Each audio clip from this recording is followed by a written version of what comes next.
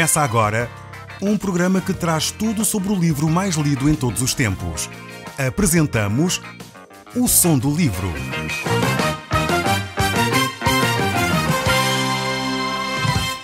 Seja muito bem-vindo. Neste podcast vai encontrar o livro mais conhecido e lido em todo o mundo. Vamos levá-lo numa viagem pela história da humanidade. Este é um audiolivro para si, para a sua família e sociedade em geral. Contextualização e comentários de Paulo Chaveiro. Eu sou Paulo Chaveiro e nós hoje continuamos a olhar para o livro de Isaías, mas vamos ver este livro um pouco mais em detalhe no capítulo 26. Nós estamos a analisar cada versículo deste texto e estamos também a verificar aquilo que Deus tem para nos dizer.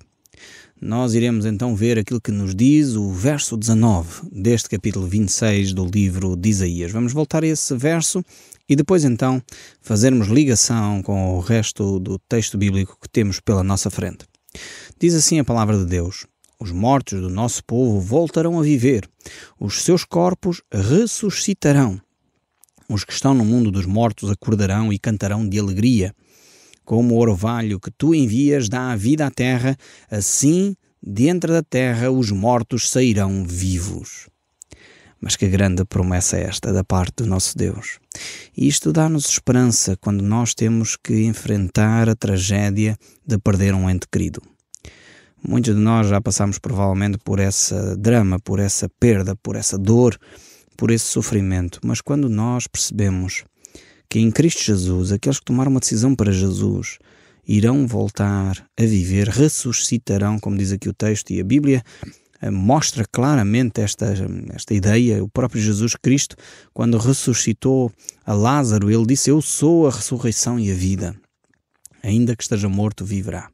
E Jesus Cristo, ao estabelecer o seu reino na terra, um período chamado de milénio, porque serão durante 1000 anos estabelecido o reino de Jesus sobre a terra, realmente fala-nos desta generosidade de Deus, da ressurreição. Aqui, quando fala dos mortos, do nosso povo voltarem a viver, não está só a falar dos cristãos. Aqui está a falar essencialmente da ressurreição do povo de Israel. É uma promessa muito localizada, podemos dizer assim, no tempo e no espaço, e de uma forma marcante para o povo de Israel. E nós confirmamos isto no livro de Ezequiel, no capítulo 37, quando ali Ezequiel faz a profecia sobre os ossos secos. Porque a questão é que os cristãos no reino de Jesus Cristo já foram ressuscitados. Portanto, esta promessa aqui não tem a ver com os cristãos. Os cristãos, nós encontramos a mesma ideia da ressurreição em 1 Tessalonicenses, no capítulo 4, por exemplo, e lá retrata de uma forma interessante, dizendo que aqueles que já dormiram em Cristo ressuscitarão primeiro, quando Cristo vier, e nós, os que estivermos vivos, subiremos juntamente com eles nos ares ao encontro do Senhor. Isto é uma promessa fantástica. Eu fico ansioso por este dia. Não sei se isso o estimula a si a viver o cristianismo de uma forma mais intensa. A mim motiva-me profundamente a viver um cristianismo mais intenso. Perceber que a qualquer momento Cristo pode vir e nós temos que estar prontos para esse encontro com Cristo. E vai ser um momento glorioso. Eu estou à espera que ele aconteça a qualquer instante. Sinceramente, acho que vou ficar extasiado. Só tenho pena porque a Bíblia diz que aquilo vai acontecer num abrir e fechar de olhos. Não sei se vai haver muito tempo para nós deliciarmos-nos com essa transformação que vai acontecer do nosso corpo mortal, passar a um corpo imortal de um momento para o outro. Eu sinceramente creio que isso é possível acontecer na nossa geração. Se você não acredita nisso, eu não digo para ir ler a Bíblia.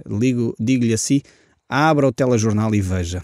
Veja se aquilo que a Bíblia está a dizer acerca do mundo, da degradação do ser humano, está a acontecer ou não à nossa volta. E infelizmente nós constatamos que está a acontecer. Os jornais nos mostram isso diariamente. Cada vez mais o ser humano se degrada. Cada vez mais o mundo está a ser degradado e destruído pelo ser humano. Cada vez mais há armas mortíferas de grande escala. E realmente eu creio que a vinda de Cristo é iminente. Mas será um grande dia, um dia glorioso, esse em que Cristo virá para transformar os cristãos. Portanto, este episódio que nós temos a ver aqui, neste capítulo 26, verso 19, refere-se mais ao povo de Israel, porque na realidade os cristãos já alcançaram a sua ressurreição.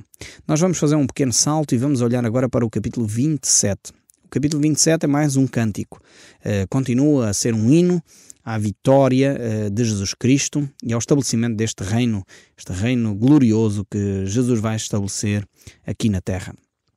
E o verso 1 a 6 diz, nós dividimos isto em várias secções, e o verso 1 a 6 poderíamos intitular como a canção da vinha, porque é uma parábola que vai-se pegar na metáfora da vinha, e a vinha normalmente estava associada ao povo de Deus, e vai ser desenvolvida ali uma canção em torno desta vinha.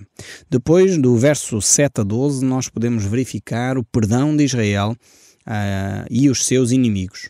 Deus vai decretar aqueles que se arrependem. A Bíblia mostra isto claramente, que para haver perdão de Deus, o homem tem de se arrepender. E Deus vai decretar esse perdão. Deus quer perdoar. Deus não quer julgar, Deus não quer condenar. Deus quer perdoar. Isto é algo maravilhoso da graça de Deus. Depois temos o verso 12 a 30, o retorno de Israel à terra prometida e o seu arrependimento. Então é fundamental que isto aconteça também. Nós vamos ver então estes textos bíblicos. Verso 1, capítulo 27, livro de Isaías, diz assim: naquele dia, nós já sabemos que esta expressão, e Isaías mais uma vez transporta-nos para o futuro. Isaías está a dizer, ok, vamos olhar outra vez para o futuro. Naquele dia, o Deus eterno pegará a espada, e a sua espada enorme, forte e pesada. O que é que temos aqui descrito? Agora Deus é um Deus de guerra? Mais uma vez alguns vão dizer, aqui está a violência descrita nas páginas da Bíblia. Eu quero dizer que temos de entender o que é que a Bíblia está a dizer.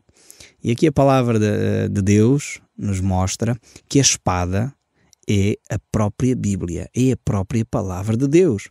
O livro de Hebreus, capítulo 4, verso 12, diz exatamente isto. Deus não é um Deus que anda a agarrar em armas para obrigar as pessoas a fazer seja o que for. Não, a Bíblia diz que não é por força nem por violência, mas pelo meu Espírito. Diz o Senhor, depois parece uma contradição, diz o Senhor dos Exércitos. Não é por força nem por violência. Agora aqui a espada tipifica a palavra de Deus. E ela muitas vezes é pesada. Ela muitas vezes é forte.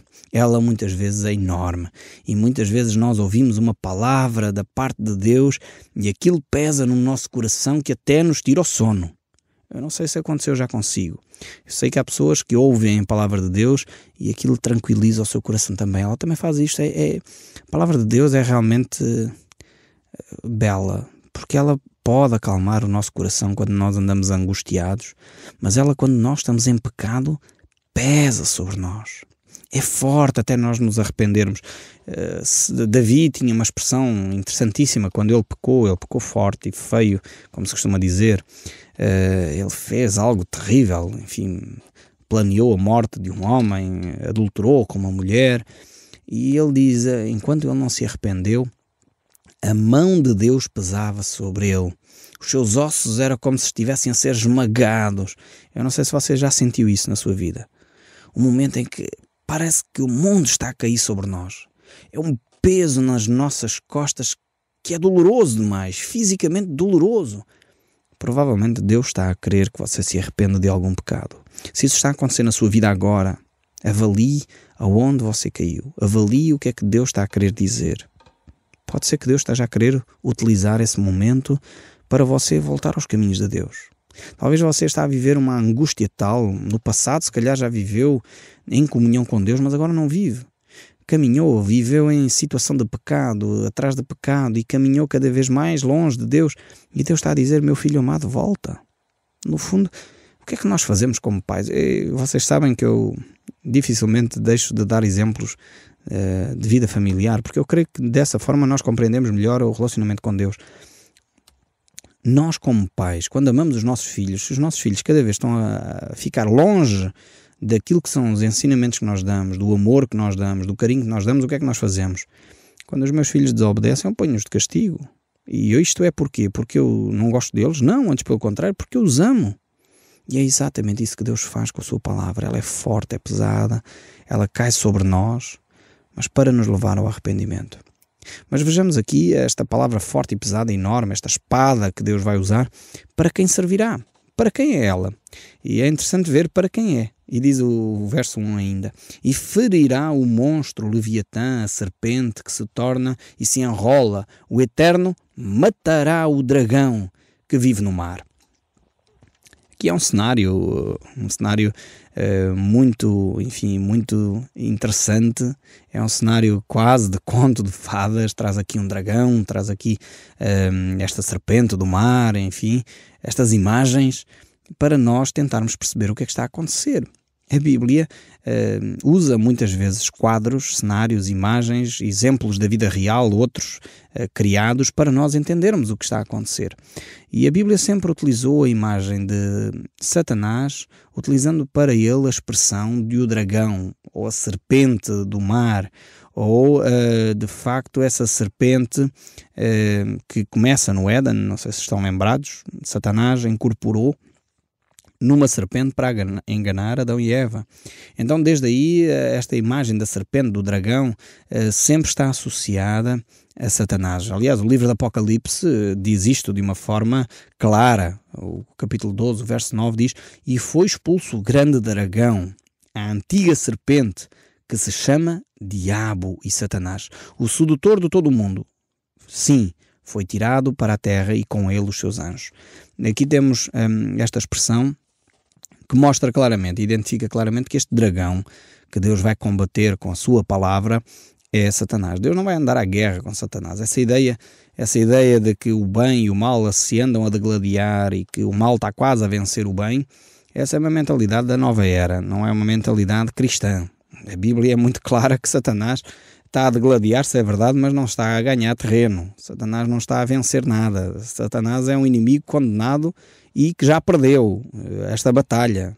Agora ele vai, de facto, fazendo alguns estragos, vai, de facto, tocando algumas vidas ainda, e por enquanto, até que Deus, de facto, com a sua palavra, o vai aniquilar.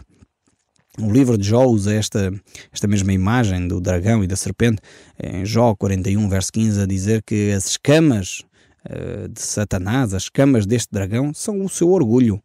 Então temos aqui uma metáfora, uma imagem de quem é Satanás. E é preciso entender estas coisas, porque às vezes a gente olha para a Bíblia, vê aqui uma expressão e ficamos, ei, que horror, o que é que está a acontecer aqui? Está a acontecer uma batalha tremenda.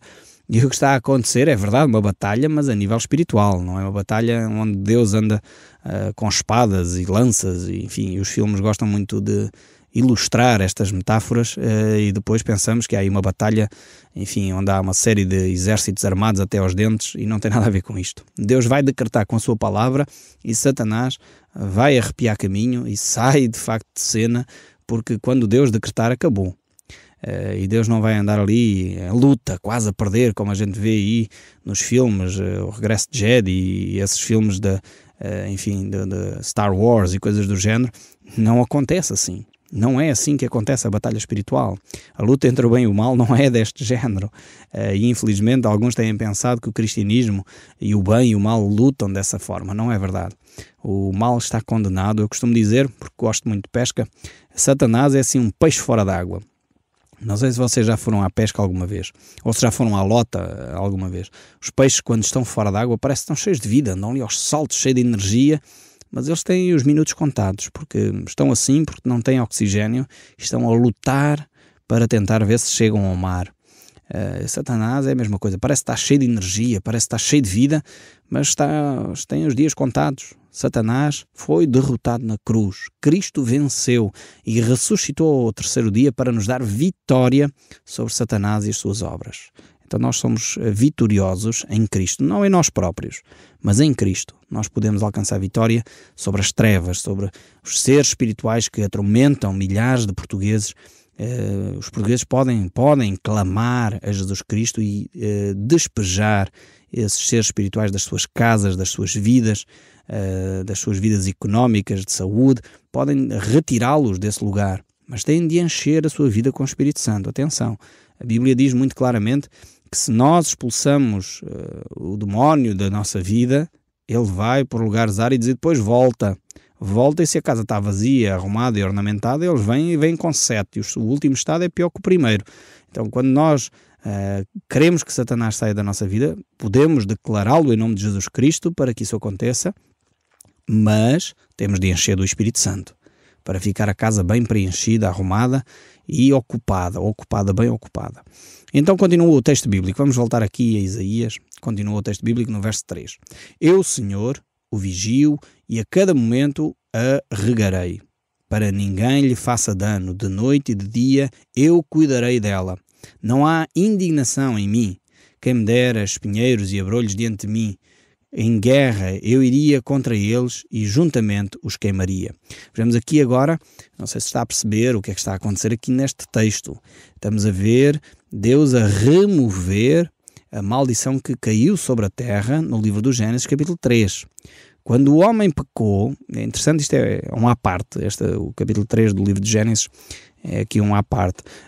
Quando o homem pecou, Deus amaldiçoou a terra. Isto é interessante, Deus não amaldiçoou o homem. E algumas teologias que por aí andam dizem que Deus amaldiçoou o homem e por isso o homem começou a trabalhar. Não tem nada a ver com isso. O trabalho não é condenação de Deus. O trabalho é bênção. O que é a condenação de Deus é a maldição que caiu sobre a terra e o criar espinhos e abrolhos e o criar tarefa árdua para se alcançar êxito. O suor do rosto, no fundo. O cansaço é de facto o que vem com a maldição da terra. E o que Deus está a dizer aqui no livro de Isaías é que Deus vai remover a maldição da terra. Portanto, ele se visse crescer em espinheiros, se vir crescer os abrolhos diante de mim, eu vou guerrear contra eles, vou queimar esses espinhos e esses abrolhos, vou remover a maldição de sobre a face da terra, vou facilitar a vida ao homem, por outras palavras é o que Deus está a dizer. E o verso 5 ainda diz, ao que os homens se apoderem da minha força e façam paz comigo. Sim, que façam paz comigo.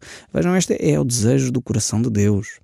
Aqui está relatado o mais íntimo dos sentimentos de Deus. Podíamos dizer, esta é uma carta para ler com muita atenção. Quando nós recebemos uma carta da nossa amada, quando nós recebemos uma carta de uma pessoa importante e ela abre o seu coração para connosco, nós temos que ter reverência para com aqueles sentimentos, para com aquilo que ela nos está a dizer.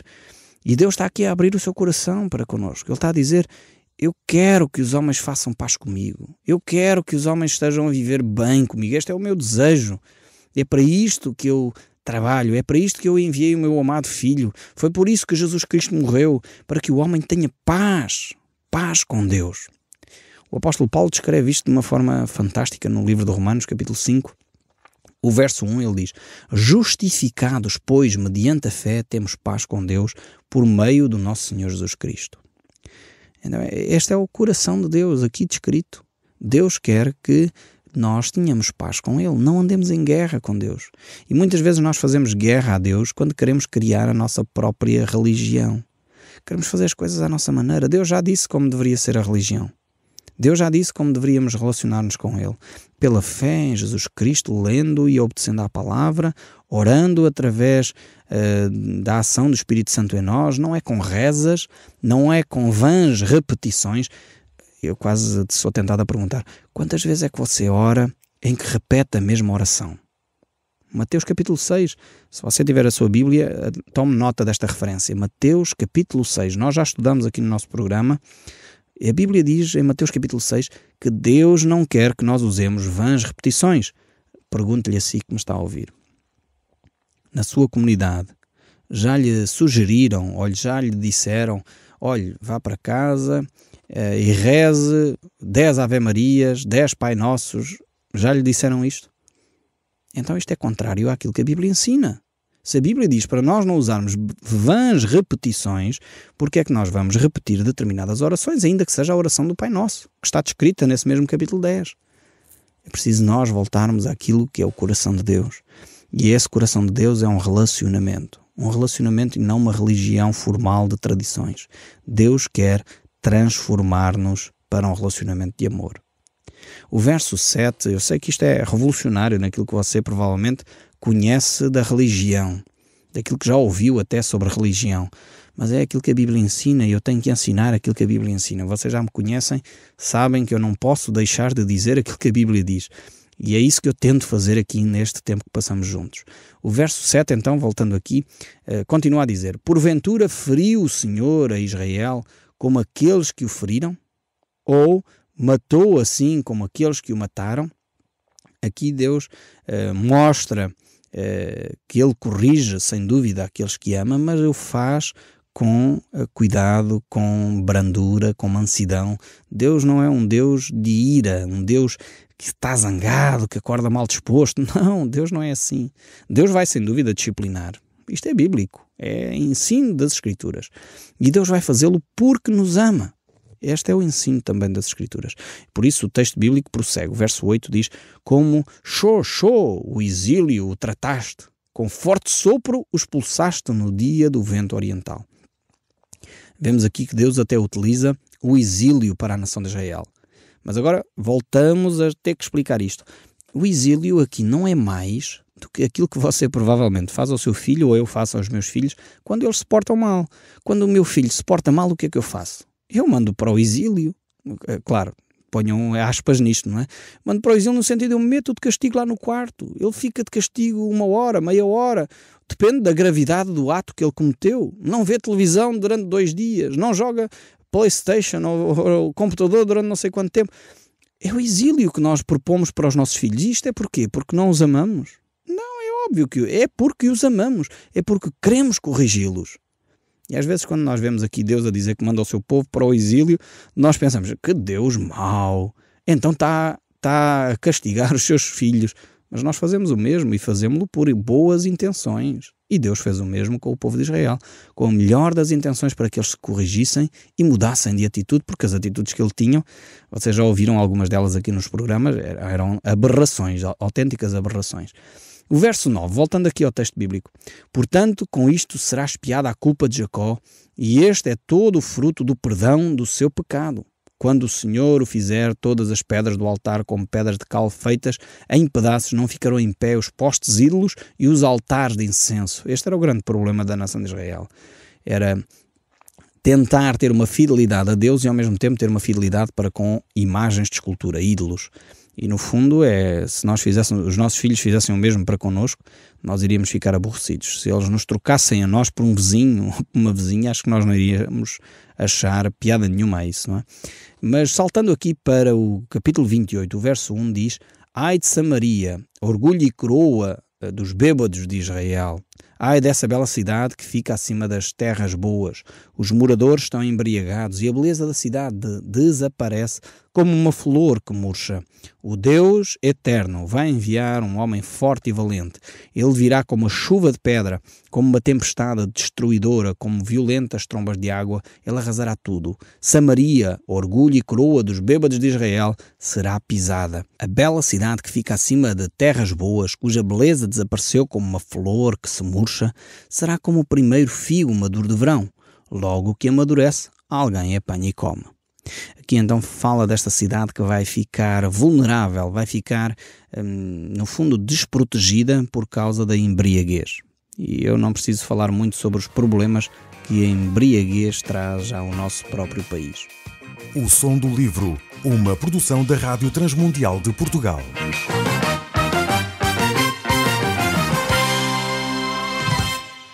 RTM. Conhece todos os nossos programas em rtmportugal.org. Uma produção da Rádio Transmundial de Portugal.